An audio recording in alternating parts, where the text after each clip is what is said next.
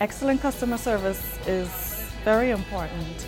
Customers want to feel that you respect them, that you are there for them. Just making sure the customer is satisfied. I like the fact that I can communicate personally, not just over the phone. At the end of the day, they know that they have that one person they can actually call on. You want to treat that person how you would want to be treated. We work 7 days a week, 365 days of the year. I try to make every experience a wow experience for the customer. The assessment and relief in the aftermath of Joaquin continues. Crooked Island, one of the worst hit locations. Long Island MP Loretta Butler Turner teams up with NEMA to help impacted islands. Boats out at Potter's Key Dock also delivering relief. Plus, the Red Cross looking for non-traditional donations. We've got those stories and more coming up tonight. I'm Dana Smith, and NB12 starts right now.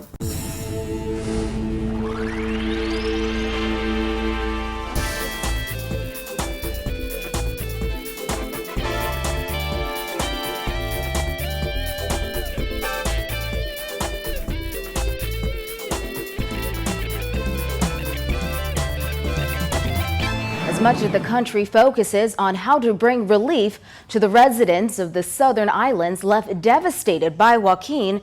The misery in those communities is still palpable, as many lost everything they had and things many of them say have changed forever. For residents of Crooked Island, they say they've weathered storms before, but not like this. This island was among the hardest hit was Crooked Island, where the storm sat and raged for hours and hours, leaving areas torn apart. They are now left to pick up the pieces of what's left in their lives. Joaquin ripped through the island and tore down houses, hotels, business establishments, and historical buildings in the beautiful but now almost unrecognizable area. Many referred to this as the jewel of the Bahamas. For many of the residents we spoke to yesterday, their lives are all they have left, but they are thankful for that. One resident said the aftermath is too severe, and he plans to leave the only home he has known for many years and never come back. God, I did make it, but it was tough going. So from what you've seen so far, how would you describe, I guess, the disaster, Crooked Island? Total devastation. That's total devastation. Everything I've seen, I have only seen a small part of it, but I understand well. Landrail Point is tore up so bad. The generator station was underwater entirely. Our local grocery store was underwater entirely. I mean, it's just a mess. They don't have any vehicles in Landrail that run because they were all underwater or got washed out to sea. I plan on coming back one more time. I'm going to fix my airplane, fly it out of here, and that's it. One elderly resident said the storm came without much warning and she didn't have time to properly secure her home. And after Joaquin blew down her house, she had to swim for her life. I live down in this area called John Hill, and it was awful for us. I see a house up there. My house, a big white house up on the hill, it is a disaster.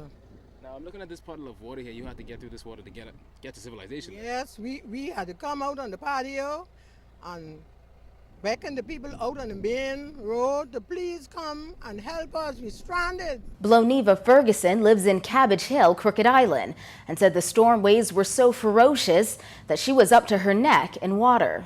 Just by the door, by your neck.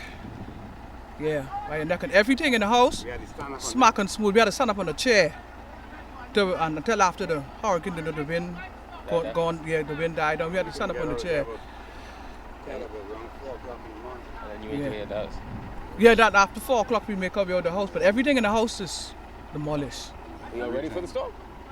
If we was ready. We were prepared for the storm? We wasn't prepared because we didn't hear nothing, because when they broadcast on the radio, they only broadcast about the other islands like Eleuthera and Exuma and stuff, but they didn't say nothing about the southeastern Bahamas. I cried all night, I prayed all night, and no one to rescue us because I think they didn't realize to know that the storm was coming that sudden in Auckland. But I got the report from my family in Nassau and say it was by Samana Key, which is off Auckland. And no one to help, no one to help me put up nothing. I had to do it all by myself. Cam McRae, who owns the Crooked Island Lodge Resort, was devastated when he saw the damage of Hurricane Joaquin.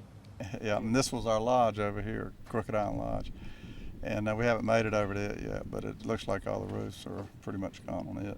And what went through your mind when you came back and you saw all of this? It was worse than we imagined. it was, we knew the devastation must be pretty bad. We had gotten little bits, but there'd been very little, almost no communication from here. But what little word had leaked out wasn't good. So, but the good news is, from what we gather, hopefully everyone's safe. Other residents say although they may have lost almost everything, they're just thanking God to be alive. Thank God to be alive after surviving such a horrific storm. But thank God for life. Still got a roof over my head, but we made it over. And going through the storm, what was going through your mind, though? Boy, when it's gonna stop, you look at your watch, you say, Lord, how long, you know? But your house looks pretty fine. Well, had a back glass broken out and a lot of water damage. The storm has been very devastating. The island has been deeply impacted. Through the wee hours of the hurricane, we had to rescue a lot of persons. 8 persons in Capitol had been rescued by boat, another 4 on Landrill Point. The island was badly damaged and badly impacted. When Defense Force personnel arrived on the island, there was still some rescuing to do, as local resident Ernest Moss was trapped in his house on the eastern end of the island. Moss's son was one of the Marines deployed to Crooked Island and was worried when he didn't see his father upon arrival. RBDF Marine Philip Daxon explained how Moss was rescued. Everything was good, but just a lot of water was in his house and a few of his windows was breaking out. But apart from that, he was well and in good spirit. Was it hard to get to him? Very hard, very hard. We had to swim a good portion, walk a good portion. It's like the truck couldn't go certain areas, but eventually we walked and we swam and we was able to get him. My whole intention was to get him, bring him back alive, and to make sure his family are happy to see him. And I can see his family are very happy to see him. Very, very happy. During the storm, I couldn't get out or nothing. So did you watch the water come up in your house? Yeah, I watched the water came in. What did the storm do to your house? Well, a portion of the roof was torn off. And so why couldn't you get out? Well, it was too much water in the wind. So you just stayed there since Thursday? Yeah, until this morning. So how did you feel when you saw help finally arrive? I was happy. I was happy. And now you're trying to get to Nassau? Yes, sir. You feel like you're in good health? Oh, yeah, good shape. Did you have any water or anything to eat, drink while you were home? Yeah, plenty water and plenty food. Oh, yeah, plenty of water and food at home. Oh. While efforts to offer assistance to Long Island residents and those on other islands impacted by Joaquin are ongoing, thanks to the help of volunteers who are working on their own and with the National Emergency Management Agency to send food, clothes, and toiletries to the south. Our Simone Davis spoke with Long Island MP Loretta Butler Turner and some volunteers about the relief efforts. Over the last few days, volunteers gathered at Odyssey Aviation, collecting hundreds of bags of clothes, boxes of canned foods, and toiletries to send to islands including Long Island, Crooked Island, Acklins, and San Salvador. One volunteer said the support from those in New Providence and islands who were able to donate has been overwhelming, and there have been flights leaving almost every half hour to deliver items to those in need. Everyone's just kind of been helping. We've got a lot of clothes that have been donated, which is wonderful.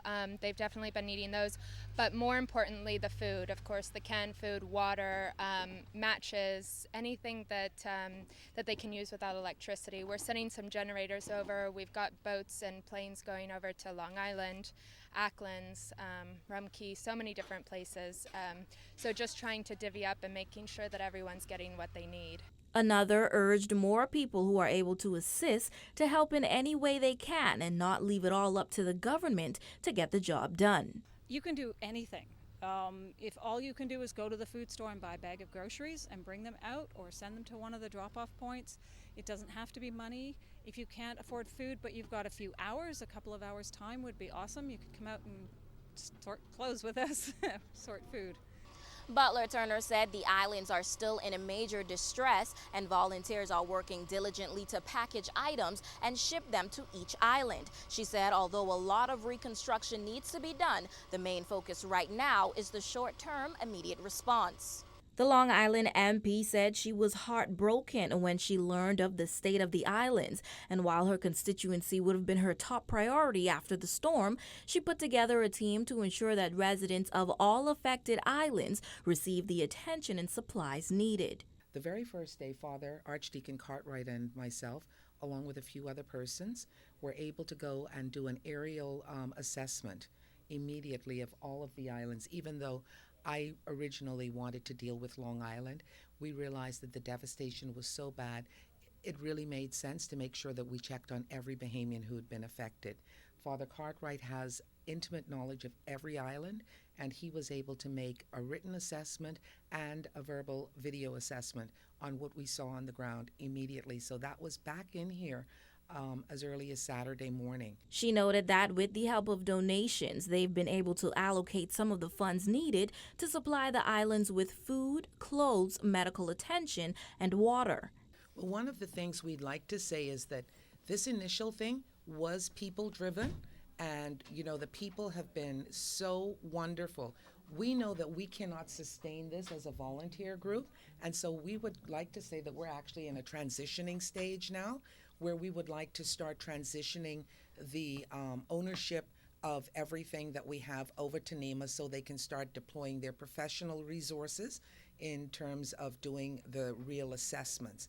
Even though we know people and we know the settlements, we just wanted to be able to get in there because they had been battered for 36 hours prior to, and it's the worst devastation that we've ever seen in our lives. Father Keith Cartwright also shared his thoughts on seeing the affected islands, which he described as heart-wrenching. He said the most needed item on those islands right now is water, tons of it. We have the situation now where the mail boats are leaving tomorrow midday. So we have the NG mail boat, which is going to Clarencetown, Long Island, and it's then going on to Crooked Island, to Acklands, and to Long Key. I urge everybody with relatives to put it in a container, essential items, water. We ask them with insect repellent because we're dealing with insects that are coming out now, and canned goods, food canned goods, and tarps. We need tarps. All right, put it in those containers to your families, and if persons want to just donate, they can just put on the box hurricane relief and take it out to the new G at the Potter's Key dock on the western end. Butler Turner noted that web shop owners also plan to make a big donation for the hurricane relief, while encouraging more Bahamians and business owners to chip in and lend a helping hand. Reporting for NB12, I'm Simone Davis. As we said, many residents here in New Providence are taking things into their own hands when it comes to delivering relief. Local mail boats at Potter's Key are actively delivering much needed supplies, and those who donated today said they felt compelled to band together to assist their fellow Bahamians. It's heart-wrenching, really it is. I mean, you hear stories about people who, you know, were bursting through their roof at midnight and they couldn't get anywhere. They couldn't see anything. It's pitch black, so they're just floating around in water in the middle of a hurricane because there was nowhere for them to go. There was nothing else for them to do. And these are heart-wrenching stories, and you just want to help these people, and we want to give them as much as we can to help them. You know, people hiding in their bathrooms, people hiding in their water tanks, people hiding in their roofs, people swimming from settlement to settlement in the middle of the night to try and get to where they can be safe. It's terrible. Kimberly Knowles was among those at Potter's Key Dock this morning, donating much-needed supplies to the Central Bahamas. Food, water, clothing, furniture, toiletries, baby items, cleaning supplies, and building supplies were spotted being loaded onto a boat destined for Long Island. Michelle Smith said she's hoping the supplies she's sending will reach her sister, whose home was badly damaged in the storm. Wow. It's amazing how, I don't know, it's devastating. Yeah, my sister lost her roof. I saw her house on the aerial shots, and it's really bad there. So they need as much help as possible. I've been up until like about almost 2 this morning, just packing to get things, and I my wife and I and the rest of the family just decided to send it because, like I said, everybody is in need of an Island right now. Antonisha Cartwright said she was shocked by the photos of the widespread destruction left behind by Hurricane Joaquin, especially the flooding, which in some cases was several feet deep. It was really bad to know that we have our family there, and to see that the level of the water, it was really, devastating to see it, and then to see the possibility of, they had the possibility of drowning, and then it was really, really bad. Knowles said she took it upon herself to not only donate, but volunteer for organizing and arranging more donations. We as individuals now are what's really pushing this relief, and it's the individuals in this Bahamas joining together and creating something and giving to one another and banding together as Bahamians that's really going to make the difference. We can't wait on anybody else to do it. We have to do it ourselves. Knowles said those interested in donating can drop supplies off at Potter's Key, Furniture Plus Warehouse, New Oriental Cleaners, Family Medical Center on Blake Road, or Island Cellular.